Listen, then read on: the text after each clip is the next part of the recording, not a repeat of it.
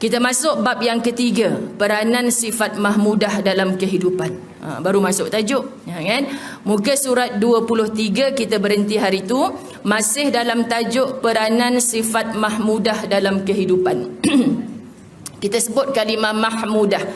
Jangan ada yang tak tahu apa itu mahmudah, jangan ada yang salah sebut itu mahmudah. Cuba sebut semua muslimat. Kan itu dalam ruminya. Kalau dalam Jawinya, Arabnya, dia berasal daripada huruf Ha, huruf Mim, huruf Dal. Kita biasa sebut kalimah ini dalam Alhamdu, segala puji. Jadi mahmudah, sifat yang terpuji. Siapa yang puji sifat ini, sikap ini? Allah. Kalau dipuji oleh Allah, pasti walaupun mulanya dikeji oleh hamba-hamba Allah, lama kelamaan dia juga akan mendapat puji-pujian daripada hamba Allah. Kita bila mencari redha Allah, mulanya muslimat dirahmati Allah, kadang-kadang manusia menjauh. Alah, engkau tunjuk baik sangatlah. Kadang-kadang yang rapat dengan kita dulu menjauh, sebab kononnya kita daripada tak baik nak menjadi lebih baik.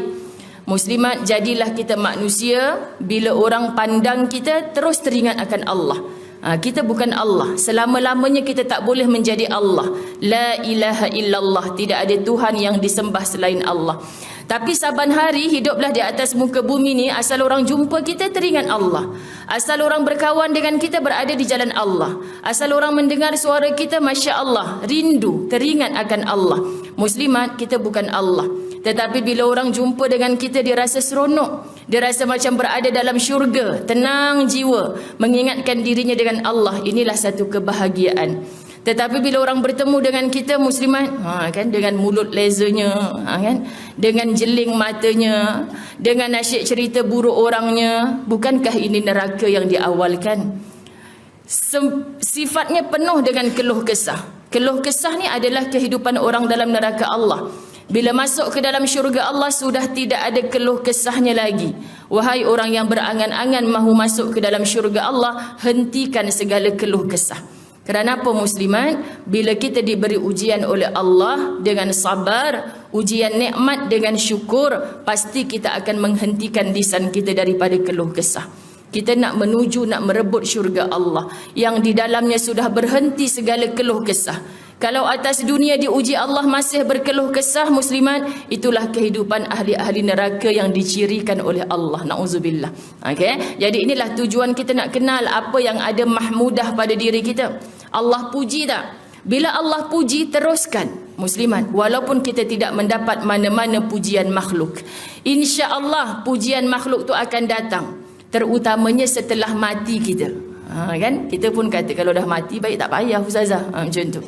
Tapi muslimat, indahnya kalau saat di dunia ni kita dicaci maki keji, tetapi setelah mati dipuji-puji. Sakitnya apabila di dunia ini kita dipuji, dijulang tinggi, tapi setelah matinya muslimat tak ada siapa pun yang memuji kita. Ini yang paling sakit dan derita.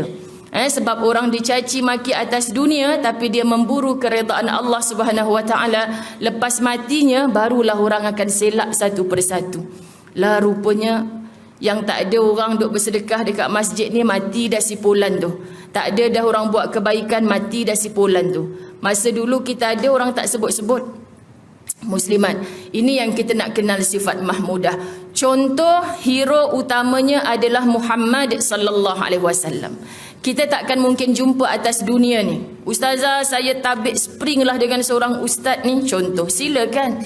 Kita boleh mengkagumi sesiapa sahaja, tapi jangan mengatasi kagum kita kepada manusia yang maksum, itulah Muhammad sallallahu alaihi wasallam. Kalau kita memuji orang lain selain Muhammad, lebih kepada pujinya kita Muhammad sallallahu alaihi wasallam, muslimat, itu tandanya ilmu kita kepada Muhammad belum cukup ampuh. Belum betul-betul kenal dengan Muhammad walaupun kita umat Muhammad sallallahu alaihi wasallam. Sebab hero yang bernama Muhammad ini hidupnya penuh dengan penderitaan. Hidupnya penuh dengan ujian, tapi diuji oleh Allah, tak henti-henti bersyukur kepada Allah sampai bengkak-bengkak kakinya. Disebut engkaulah penghulu syurga, tapi ibadahnya Masya Allah luar biasa. Sampai pelik Aisyah, isteri kesayangan, kenapa sampai bengkak-bengkak kaki solat ya Rasulullah? Salahkah untuk aku menjadi hamba Allah yang bersyukur, wahai Aisyah? Kita muslimat kalaulah ada suara bisikan datang pada kita, Allah beritahu aku bahawa engkau wahai Muzayyanah Abdullah telah menjadi ahli syurga, tersenarai nama. Agak-agak hari ni Muzayyanah Abdullah datang mengajar tak muslimat? Tak payah dah. Kak Teh telefon, Ustazah kenapa tak datang ni? Ahli syurga ni kok Kak Teh, buat apa lagi? Muslimat. Itulah kita, sebab kita ni perasan lebih. Nabi SAW diiktiraf maqaman mahmudanil ladzi wa'adtah, tempatnya tu sangat terpuji, menjadi manusia penghulu syurga tapi masih lagi sungguh-sungguh beribadah kepada Allah. Jadi wahai diri, jangan perasan kalau kita ini diuji oleh Allah, jangan bertanya kepada Allah kenapa aku Muhammad itu penghulu syurga, tapi ujiannya begitu dahsyat. Dengan ujian itu menambah lagi amal salihah. Sombongnya kamu kalau lebih diuji oleh Allah, kamu left group daripada Allah. Kan kita kata asyik kita sembahyang makin diuji. Makin hadir majlis ilmu makin diuji. Ini ketanda kasih sayang Allah. Kesian kerana kamu tak faham apakah sifir yang dihantarkan oleh Allah. Ternyata dengan ujian itulah tanda kasih sayang Allah. Jadi nak buang ujian cukup sukar, tapi mintalah kekuatan daripada Allah. Ini tujuan kita hadir majlis ilmu. Okey? Muka surat 23. Saya teruskan kepada perenggan yang ketiga, muslimat, setelah kita mengenal akhlak Nabi, sifat-sifat mahmudah yang ditunjukkan oleh Nabi sallallahu alaihi wasallam, disebutkan dalam perenggan ketiga muka surat 23. Rasulullah sallallahu alaihi wasallam sentiasa mengikat batu di perutnya untuk menahan lapar. Cuba selak baju masing-masing. Ada batu tak dekat pinggang? Jangan buat. Balik ni kan sibuk pakai cari batu belaka sunnah ni ustazah. Kan? Saya muslimat dah hujung-hujung 2019 ni rasa macam nak menulis. Lagi saya tulis lah. Saya kata siapa yang gagal dengan azam 2019? Apa antara azam orang perempuan bila masuk je tahun baru? Nak kurus. Betul tak? Ya, nak kurus. Tapi tak kurus-kurus pun muslimat. Tak kurus-kurus pun. Dah sampai 20 hari bulan 19 hari ni. 19 hari bulan 12 tahun 2019. Agak-agak sempat tak nak kuruskan diri lagi 10 hari ni. Macam tak ada harapan je ustazah kan. Jadi azam kurus tu selalu gagal. Takziah lah. Samalah kita macam itulah muslimat. Tapi berazamlah yang baru untuk 2020. Mari kita kuruskan nafsu kita yang menggemuk sentiasa ni muslimat. Ini cara untuk mendapatkan sifat mahmudah. Saya study balik tajuk ni semalam. Saya kata ni ada modal. Besok ni dah hujung-hujung tahun ni. Asyik gagal je nak kuruskan jasad. Meh kita azam untuk kuruskan nafsu. Gemukkan amal solehat kita. Kuruskan nafsu, gemukkan iman kita. Kuruskan nafsu, mantapkan rohani kita. Gagahkan dia. InsyaAllah muslimat dirahmati Allah akan terpamir pada jasad yang juga kuat. Kerana apa? Dalamannya itu kuat. Maka tengok Nabi SAW. Bukan disuruh ikat batu pada kita ni semua. Sebab tu hati-hati bila kita belajar tentang akhlak Nabi SAW. Muslimat, Nabi selalu menahan lapar daripada Nabi memilih untuk kenyang. Sebab orang yang kenyang ni muslimat dirahmati Allah selalu datang sifat malas padanya. Kan? Tengok orang berbuka puasa, kan, kalau makannya melampau-lampau akhirnya dia tersandar. Maghribnya hujung-hujung waktu.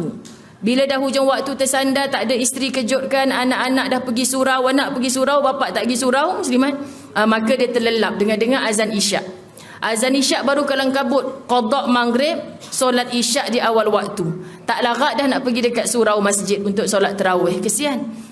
Jadi Nabi SAW walaupun mampu tidak memilih untuk kenyang, lebih banyak memilih untuk menahan diri daripada membazirkan makanan.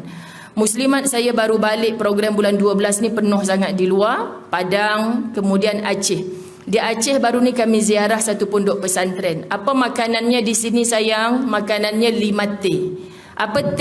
Tempe, tahu, telur, terung, tauge. Tapi bila datang orang Malaysia, insya-Allah besok kami dapat satu lagi T. T apa itu? Tongkol. Tu muslimat kan. Kemudian kalau lagi ramai orang datang hantar sumbangan, insya-Allah sekali-sekala dapatlah D. Apa D? Daging. Dapatlah A. Apa A? Ayam. Masya-Allah. Kita ni dah ada telur muslimat, tak cukup lagi ayam. Dah ayam ikan lagi, dah ikan udang lagi. Pun tak reti nak bersyukur. Maka akhirnya sakit perut, kita marah pula. Pasal apa ya? Bercampur, yang darat, yang laut semua bercampur kat dalam tu. Lepas tu tanya pula, kenapa tak kurus-kurus ya tahun ni? Tu. Sebab tu bila kita pergi tempat tu, antara satu keseronokan saya bila dapat pergi bertemu dengan orang macam ni, balik tu insaf sekejap tau muslimat. Balik tu insaf sekejap. Lepas tu kalau ikutkan hati, hari-hari nak bertemu dengan orang yang susah makannya. Sebab hari-hari kita dapat tonik hati. Nak makan banyak sikit balik kan, nak makan banyak sikit. Ya Allah bang, teringat budak-budak tu. Kan makannya apa sangat lah. Teruk sangat dah ni kita order ni. Cancel lah, panggil balik budak tu. Cancel lah, kita makan ni saja. Nampak tak muslimat? InsyaAllah datang rasa macam tu. Sebab kita bukan hanya bercakap benda yang ada dalam kitab, Quran dan hadis, tapi kita rasai. Masya Allah. Pergi satu rumah anak yatim. Kebetulan mereka tengah makan tengah hari. Yang masak kakak-kakak umur 16-17 tahun, ada jadualnya. Setiap kali masak untuk 250 orang tu, ada 18 nama yang bertugas sebagai tukang masak. Tapi hanya nasi satu periuk besar yang hitam periuknya sebab masak dengan kayu api. Muslimat, sebelah lagi ada satu periuk lagi. Periuk yang lebih kecil lagi, rupanya itulah lauknya, itulah kuahnya, itulah sayurnya. Satu lauk. Kita pun bisik ke ustaz, ustaz ni ada sumbangan sikit, ustaz besok-besok belilah ayam ke daging ke muslimat. Gelak dia, ustazah banyak lagi yang perlu dibetulkan, ini bumbungnya bocor ni ustazah. Kalau diberi ayam, lauknya sudah siap. Contoh sekarang terus pergi beli KFC ke apa yang segera hantar, letak kat tepi nasi ni, mereka tak makan tau muslimat. Kerana apa? Sebab mereka tak reti nak makan lebih daripada satu lauk. Itu bukan kehidupan mereka. Tak reti nak makan. Kalau ustazah bilang lebih awal, kita tak masak yang satu lauk tu, kita belikan ayam, letak tepi nasi, mereka akan makan. Tapi kalau sudah ada satu lauk, ditambah lagi satu, khawatir yang satu tu tak dimakan. Membazir ustazah. Sebab bukan cara hidup mereka untuk makan lebih dari satu lauk. Deep tau muslimat. Faham tak deep ni? Insaf terus. Kita kalau satu lauk tak cukup ni saja ke? Subhanallah. Sebab itulah bila kita datang tempat-tempat macam tu, kita mengkoreksi diri, muhasabah diri. Barulah kita dapat kenal betul-betul apakah mahmudah. So saya ulang sekali lagi, bila kita jumpa kalimah macam ni dalam kitab, bukan nak suruh ibu-ibu Masjid Ibnu Abbas ni ikat perut dengan batu. Pelik suami kang, selak baju ada batu, pasal apa pula ni? Ajaran sesat Ustazah Zai ni. Bukan. Tapi kita sebagai ketua rumah tangga, macam mana kita nak tarbiyah? Ketua dapur lah, bukan ketua rumah tangga suami. Ketua dapur kan, macam mana kita nak tarbiyah? Payah kan ibu, sebab dah 16 tahun anak sulung kita tu hidup bermewah. Dah 60 tahun suami kita tu makan macam tu, kita makan macam tu. Payahnya ibu. Maka latihlah diri kita sendiri. InsyaAllah makin tua, makin lembut hatinya. Hilang kerasnya hati. Kerana apa? Kita membandingkan diri kita dengan orang yang lebih susah hidupnya. Itu hal dunia.